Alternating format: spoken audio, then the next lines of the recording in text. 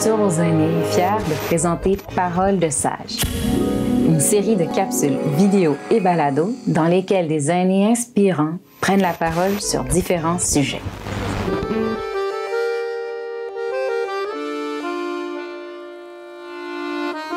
Pour cette 3e saison de Paroles de sages, je me rends à la bibliothèque de Val-des-Sources, en Estrie, pour rencontrer Joanne Vachon, Rolande Gagnon et Martine Onguenant. Mon nom est Marianne Ménard et je suis la chargée de projet de Culture aux aînés. Je peux vous dire que j'ai très hâte d'entendre ce qu'elles vont me raconter. Je m'appelle Martine Onguenant, j'ai 67 ans et je suis née en Belgique. Mon papa travaillait à la Sabena. Il était chauffeur de camion. Ma maman, elle a travaillé comme secrétaire. Et moi, quand je vivais en Belgique, j'étais gérante d'un magasin de cosmétiques. Et au Canada, ben là, j'ai travaillé 15 ans comme secrétaire de direction à l'Université de Sherbrooke. À l'âge de 30 ans à peu près, j'ai commencé à faire de la courte pointe, puis j'ai appris moi-même. Donc, je suis autodidacte. J'ai acheté un livre, en anglais d'ailleurs, que je ne comprenais pas. Et donc, j'ai commencé à faire de la courte pointe, d'abord avec des restants de tissu. Et de plus en plus, j'ai commencé donc à développer cet art que je fais maintenant quasi à temps plein. Quand je suis arrivée au Canada, ben là, j'étais dans le pays des courtes pointes, fait que j'étais bien contente. Et à ma retraite, j'ai eu la joie de me payer une machine qui fait le piquage. Alors là, vous allez vous dire, vous les mettez où, les courtes pointes? Ben, elles partent en Belgique. Parce que j'ai une sœur qui a une fille qui a plein de petits-enfants. Fait que pour chaque naissance, je fais une courte pointe. Pour chaque occasion, je fais une courte pointe. Fait qu'à chaque voyage de ma sœur, elle repart avec 2 ou 4 courtes pointes. Et est-ce que vous pratiquez d'autres activités qui vous font sentir bien? Moi, j'aime les légumes du jardin. Donc, depuis que je suis à la retraite, j'ai un beau gros potager. Je plante des carottes, des patates, en tout cas, toutes sortes de bonnes affaires, des tomates. Le fait de cultiver mon jardin, je trouve que de redonner aux autres, ben c'est ça, c'est cultiver. Il faut cultiver son jardin dans la vie. Il faut pouvoir offrir aux autres ce qu'on est capable de récolter chez soi.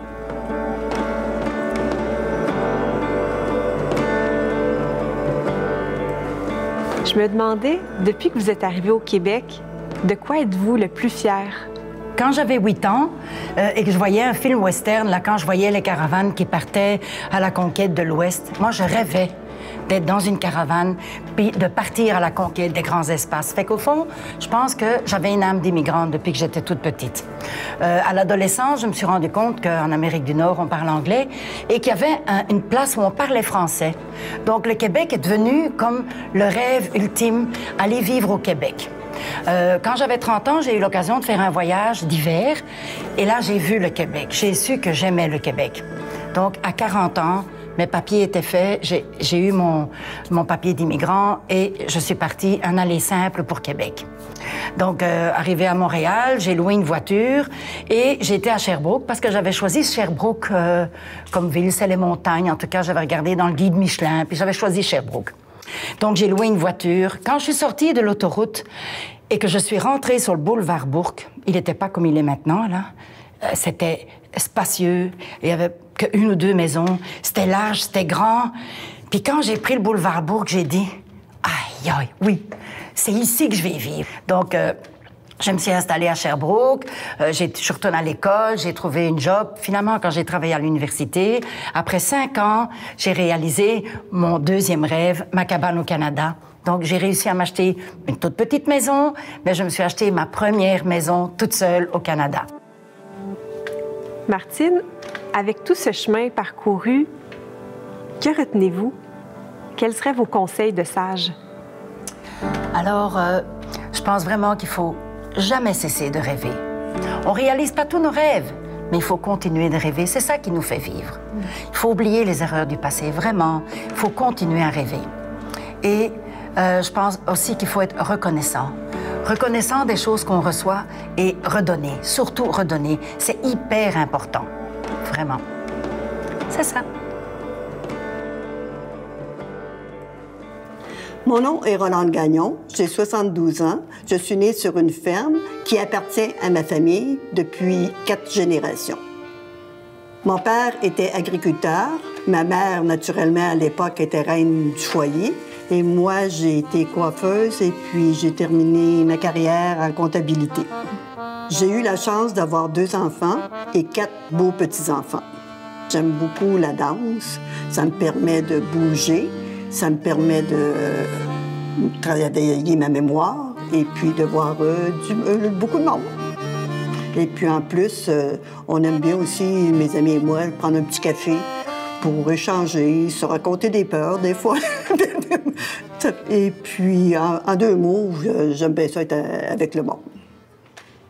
Et est-ce qu'il y a des moments où vous ressentez davantage de bien-être? Oui, parce que tu rencontres, disons, quand je fais la popote, la livraison de popote, là, tu rencontres des personnes âgées, ils sont tellement contents de nous voir, ils ont tellement soif de voir le monde que c'est un cadeau pour eux, mais c'est un cadeau pour moi aussi de les voir avec le sourire.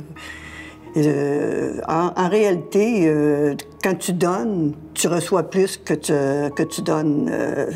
C'est un cadeau. De voir les gens heureux. C'est que tu les apportes un petit rayon de soleil. Rolande, qu'est-ce qui vous rend le plus fière dans votre vie? Mes enfants, mes petits-enfants. C'est ma plus grande réalisation. D'avoir la chance, j'ai 2 beaux enfants, dont une belle grande fille et un grand garçon, qui réussissent bien, très bien. J'ai 4 petits-enfants. Puis la chance qu'on a eue, c'est d'avoir ces enfants-là en santé. C'est le plus beau cadeau aussi que la vie nous a apporté. Puis après avoir élevé vos enfants, vous avez eu d'autres défis à relever? Oui, j'ai changé de carrière, car au début, comme on voyait tout à l'heure, j'étais coiffeuse. Et puis là, par la suite, j'ai eu une opportunité. Moi, j'aimais beaucoup les chiffres. Et puis quelqu'un m'a offert de travailler en comptabilité. Et puis ça m'a mené au début, je croyais juste faire ça temporairement. Et puis je suis rentrée là pensant que ce serait temporaire, mais j'en ai fait 22 ans. Rolande, comme vous le savez, cette série s'appelle Paroles de sage. Je sais qu'il y a quelqu'un dans votre vie qui était très importante pour vous et qui a vécu jusqu'à 103 ans. Est-ce qu'il y a une leçon de vie qu'elle vous a transmise et que vous aimeriez partager à votre tour? Oui, effectivement, une grand-maman qui était la grand-mère de mon conjoint, c'était une personne exceptionnelle à mes yeux. Elle avait un grand cœur, elle était très généreuse et puis elle avait une philosophie de vie. C'est surtout ça que j'aimerais pouvoir recueillir le plus dans ma vie. Et elle nous racontait des moments difficiles, puis Dieu sait qu'elle n'a pas eu la vie très, très facile, mais elle avait toujours une chose positive qu'elle avait vécue. Puis, à travers toutes ces épreuves, elle se retrousse ses manches, puis on passe à autre chose, et puis vraiment, c'était une grande dame. Puis peut-être quelque chose que j'aimerais aussi ajouter, qu'on est chanceux en tant que personne âge d'or, de voir à quel point il y a des services qui sont offerts pour nous permettre d'être le plus longtemps chez nous. Parce que quand on est dans nos choses, on est toujours mieux. Fait que de s'informer si on a besoin, puis de ne pas avoir peur de demander de l'aide. C'est important. C'est notre cadeau en vieillissant. Merci.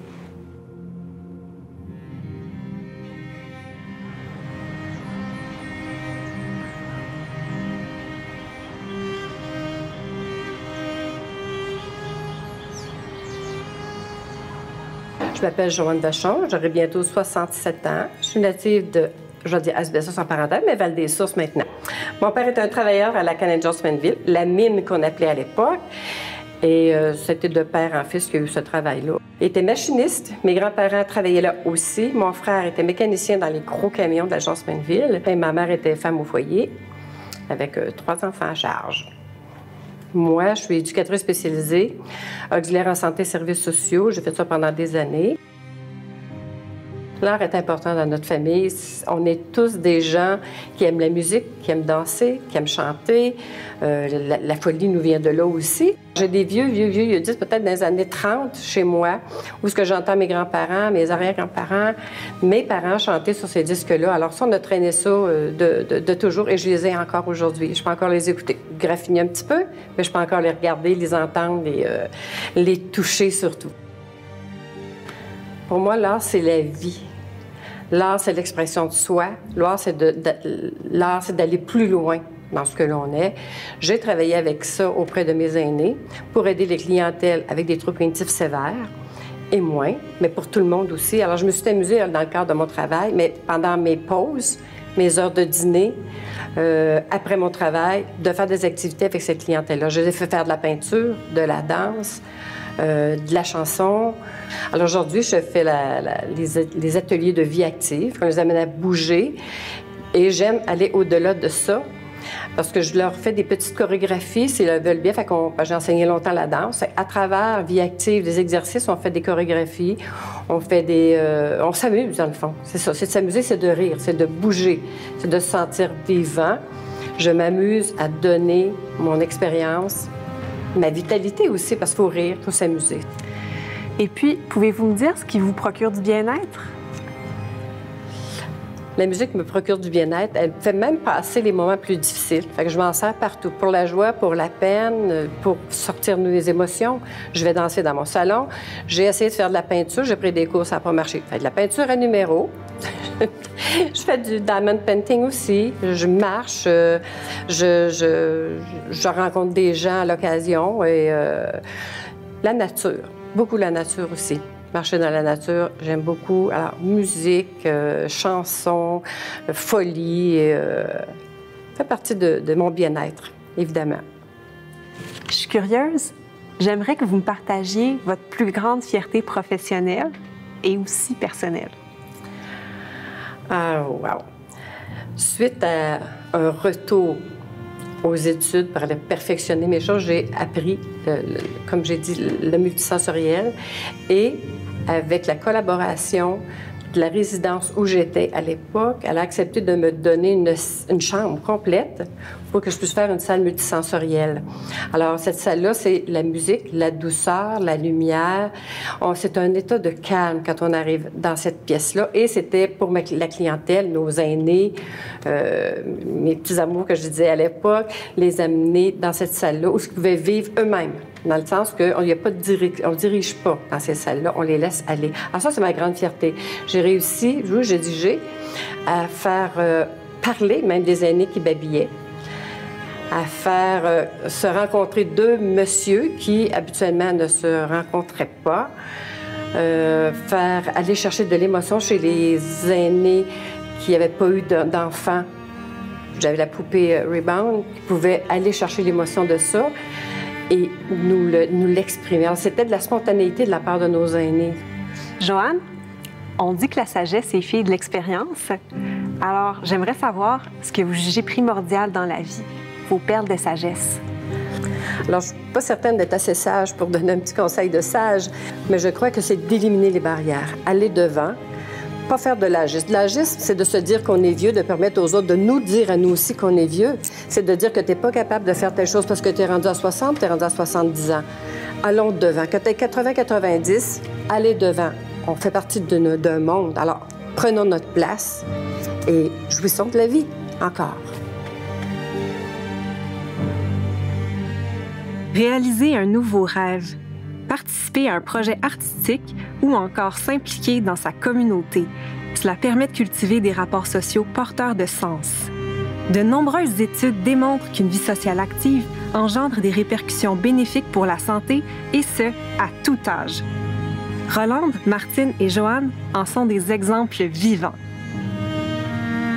Au nom de l'équipe de Culture aux aînés, un immense merci à Martine, Rolande et Joanne d'avoir accepté de se livrer en toute honnêteté.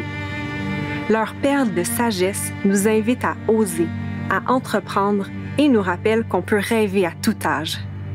Merci aussi au personnel du Centre d'action bénévole des Sources et de la Bibliothèque de Val-des-Sources pour leur précieuse collaboration.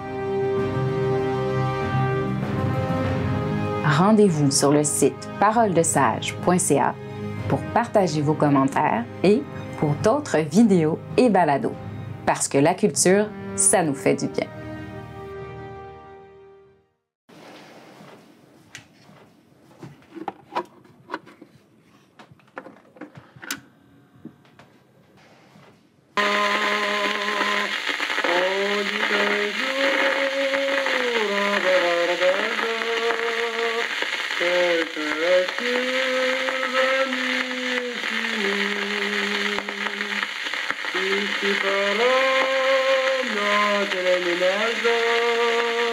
Voilà pourquoi je suis voyou. Et le mendiant qu'on m'appelle dans les rues ou dans les ruelles. Je n'ai pas de chez moi, ni de la vie à soi. Ce n'est pas des choses librantes, malgré tout, je dors en silence. Oh, pauvre enfant, tu meurs de faim, tu es dans